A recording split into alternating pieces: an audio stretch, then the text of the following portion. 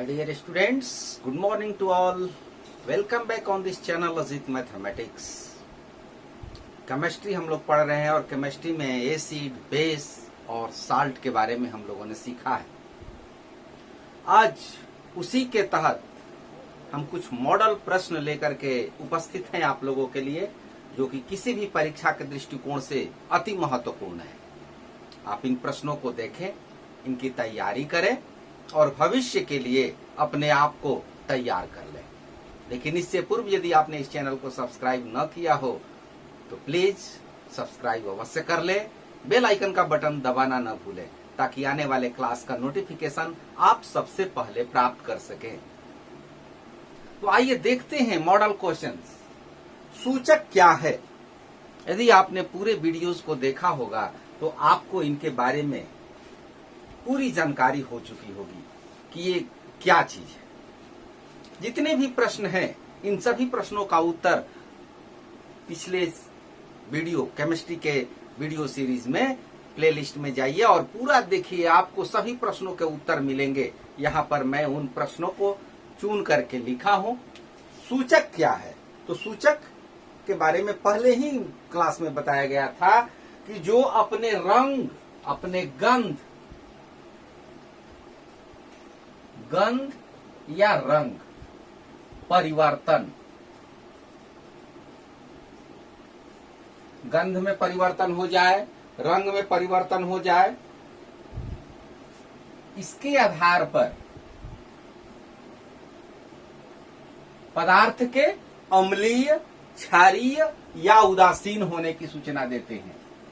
या तो पदार्थ अम्लीय होगा या क्षारीय होगा या उदासीन होगा।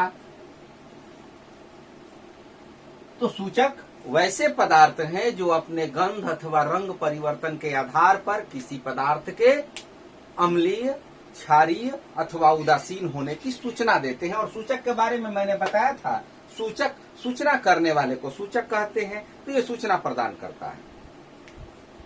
दूसरा प्रश्न है कि 3 सामान्य सूचकों के नाम बताएं। लिटमस, फेमस, सबसे फेमस लिटमस पत्र। लिटमस पेपर के बारे में आप अच्छी तरह जानते हैं। 2 तरह का होता है, लाल लिटमस पेपर और नीला लिटमस पेपर। लाल लिटमस क्षार में डालने पर क्या होता है, उसका रंग नीला हो जाता है, और अम्ल नीले लिटमस को लाल करता है, और उदासीन पर इन दोनों का कोई प्रभाव नहीं पड़ता है। मेथिल ऑरेंज,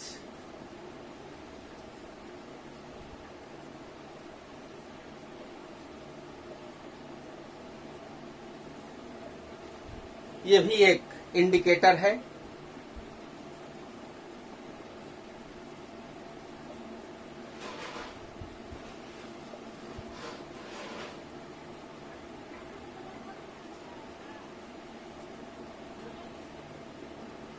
और तीसरा इंडिकेटर फिनाल्फथेलिन।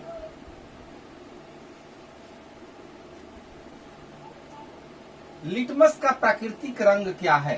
तो लिटमस का प्राकृतिक रंग वायलेट होता है, बैंगनी होता है। चौथा प्रश्न है कि अम्लों का सबसे प्रमुख गुण क्या है? तो अम्लों का सबसे प्रमुख गुण है कि क्षार को उदासीन करना।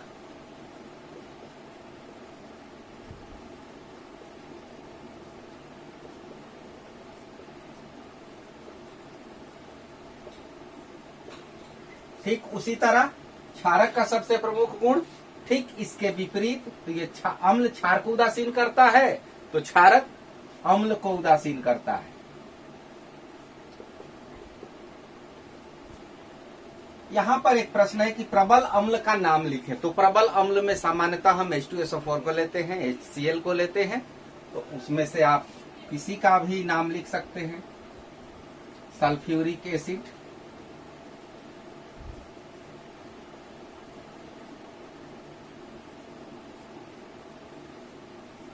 गंधकाम्ल हिंदी में कहा जाता है, सूत्र है इसका H2SO4। एक प्रबल क्षारक का नाम लिखें। तो प्रबल क्षारक में सोडियम हाइड्रोक्साइड, पोटेशियम हाइड्रोक्साइड, सामान्यतः प्रयोगशाला में प्रयुक्त होने वाला सोडियम हाइड्रोक्साइड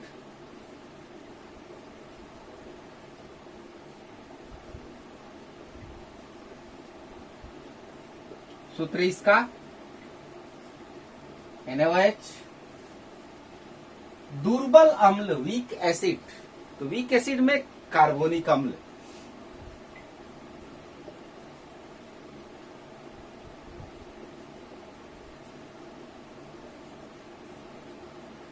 H2CO3।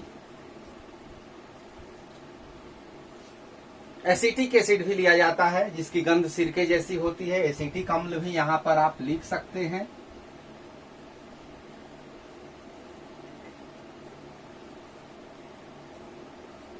CH3COOH, इसको एसीटोन भी कहा जाता है। एसिटिक एसिड, एसीटोन नहीं बल्कि इसको एथेनोइक एसिड भी कहते हैं। एथेनोइक, जहां पर ये होता है वहां पर ओइक जुड़ जाता है। मेथेनोइक, एथेनोइक, इन सब के बारे में आप पढ़ेंगे कार्बन चैप्टर में। अगला प्रश्न है कि जिंक और सल्फ्यूरिक अम्ल के बीच अभिक्रिया का समीकरण लिखें। बड़ा ही important reaction, zinc Zn, sulphuric अम्ल H2SO4, इनके बीच जब अभिक्रिया होती है तो जिंक सल्फेट बनता है और हाइड्रोजन गैस निकलती है। बहुत ही इंपॉर्टेंट रिएक्शन है ये। उसके बाद का प्रश्न, सोडियम हाइड्रोक्साइड और जिंक के बीच अभिक्रिया। तो सोडियम हाइड्रोक्साइड और जिंक के बीच जब अभिक्रिया होती है Zn प्लस NaOH, तो सोडियम जिंकेट बनता है। Na2 ZnO2 और साथ में हाइड्रोजन गैस निकलती है। ये भी आपको याद रखना है। कॉपर ऑक्साइड, कॉपर के ऑक्साइड दो तरह के होते हैं, क्यूप्रिक ऑक्साइड और क्यूप्रस ऑक्साइड। तो जहां पर क्यूप्रिक और क्यूप्रस की चर्चा न हो तो सामान्यतः क्यूप्रिक ऑक्साइड ही लिया जाता है और उसका सूत्र है CuO। कॉपर ऑक्साइड तो हाइड्रोक्लोरिक अम्ल HCl, इनके बीच जब रिएक्शन होता है, आप पढ़े हैं धातु के ऑक्साइड अम्ल से अभिक्रिया करके क्या बनाते हैं, लौण और जल बनाते हैं। तो cupric chloride CuCl2 plus H2O, balanced equation यहां पर 2 लिख देंगे, हो जाएगा। सामान्य उदासीनीकरण अभिक्रिया, तो इसमें आप एक अम्ल और एक क्षार ले लें और उनके बीच का रिएक्शन लिख दें। उदासीनीकरण अभिक्रिया अम्ल और क्षार के बीच में होती है। तो उदासीनीकरण अभिक्रिया के लिए आपको अम्ल और क्षार इसके बारे में जानना है। हाइड्रोक्लोरिक अम्ल, अम्ल ले लिया, क्षार NaOH, और इनके बीच के रिएक्शन के फलस्वरूप बनेगा NaCl प्लस जल। अम्ल और क्षार के बीच अभिक्रिया के फलस्वरूप लवण तथा जल का निर्माण होता है। तो ये आप पढ़ चुके हैं। अगला प्रश्न देखें, सभी अम्लों में क्या समानता है। तो अम्ल के बारे में आप जानते हैं, सभी अम्लों में हाइड्रोजन आयन पाया जाता है। सभी अम्लों में यही समानता है कि हाइड्रोजन आयन पाया जाता है, H प्लस आयन। सभी क्षारकों में क्या समानता है, तो हाइड्रोक्सिल आयन। सभी क्षारकों में OH निगेटिव ये आयन पाया जाता है। HCl का जल में वियोजन के लिए समीकरण लिखें। HCl जल में वियोजित होता है, टूटता है, तो उसका इक्वेशन आपको लिखना है। वो कैसे लिखेंगे,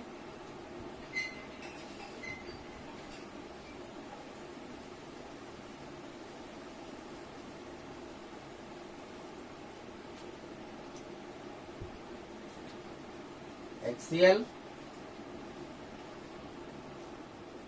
जल H2O, और जल में जब ये वियोजित होता है यानी विद्युत विच्छेदन की क्रिया होती है तो हाइड्रोजन आयन और क्लोराइड आयन इसमें ये ब्रेक हो जाता है, टूट जाता है, अर्थात अपघटित हो जाता है।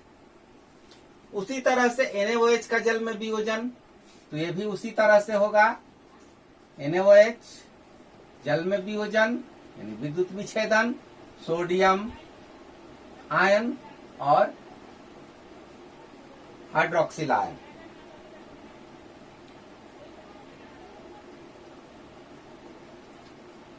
किस प्रकार के आयन बनते हैं जब अम्ल को जल में विलय किया जाता है? जब अम्ल को जल में घुलाया जाता है तो H+ आयन बनता है। किस प्रकार के आयन बनते हैं? जब क्षारक को जल में विलय किया जाता है तो क्षारक को जब जल में घुलाया जाता है तो हाइड्रोक्सिल आयन OH आयन का निर्माण होता है। जल में घुलनशील क्षारकों का सामान्य नाम क्या है? इसके बारे में भी बताया गया है। जो क्षारक जल में घुल जाते हैं उनको क्षार कहा जाता है। जल में घुलनशील क्षारक को क्षार कहते हैं। अब है कि तनुकरण क्या है? तनुकरण, अम्ल दो तरह के होते हैं, सांद्र अम्ल और तनु, कंसेंट्रेट एंड डाइल्यूट। तो डाइल्यूशन, डाइल्यूशन का मतलब हुआ कि जल मिला दिया जाए। किसी विलयन में जल मिलाने की क्रिया, किसी विलयन में जल मिलाने की क्रिया या जल मिला करके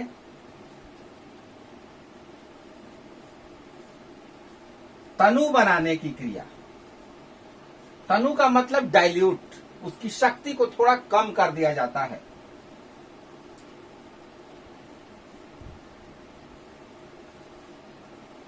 और इसी को ही हम तनुकरण कहते हैं। तो इन प्रश्नों को आप तैयार कर दीजिए, कम से कम अपने नोटबुक में आप इसको लिख लीजिए। ऑब्जेक्टिव टाइप क्वेश्चन में भी इनकी जरूरत पड़ सकती है, अथवा शॉर्ट आंसर टाइप में एक दो प्रश्नों को मिला करके प्रश्न बन सकते हैं, तो वहां भी इनकी आवश्यकता पड़ेगी। आपको याद रखना है और किसी भी कॉम्पिटिटिव एग्जाम के लिए भी आवश्यक है। पीएच स्केल का परास क्या होता है?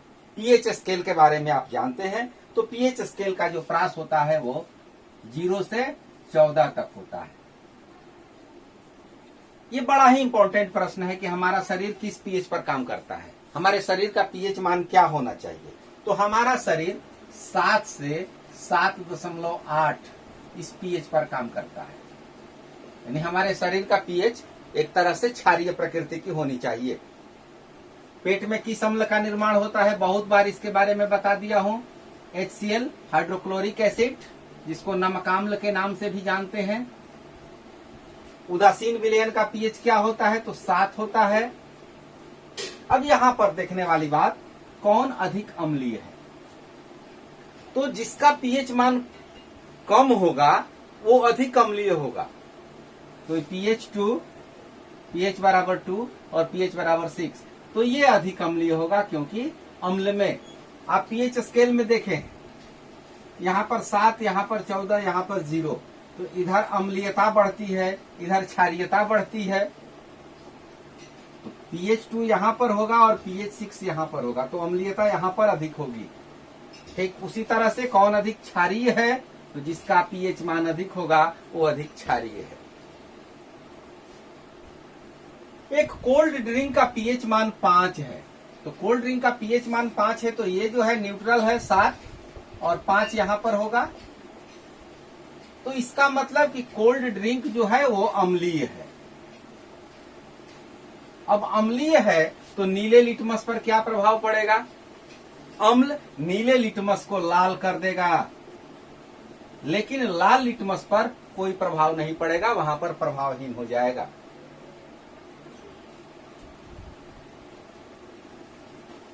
अम्लीय वर्षा, जब वर्षा के जल का पीएच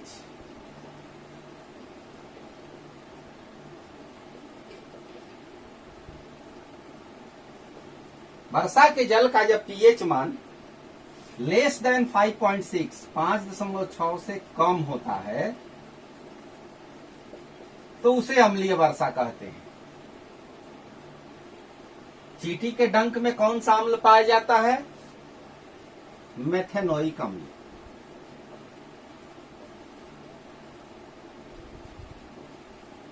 इसका दूसरा नाम फार्मिक अम्ल भी है।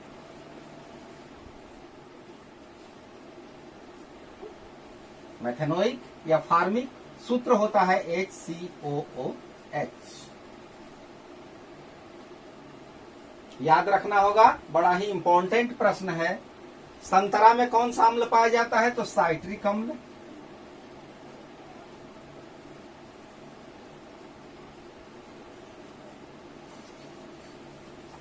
प्रश्न की सीरीज अभी चालू रहेगी। आज इतने ही प्रश्नों को आप तैयार कीजिए। Thank you, all the best.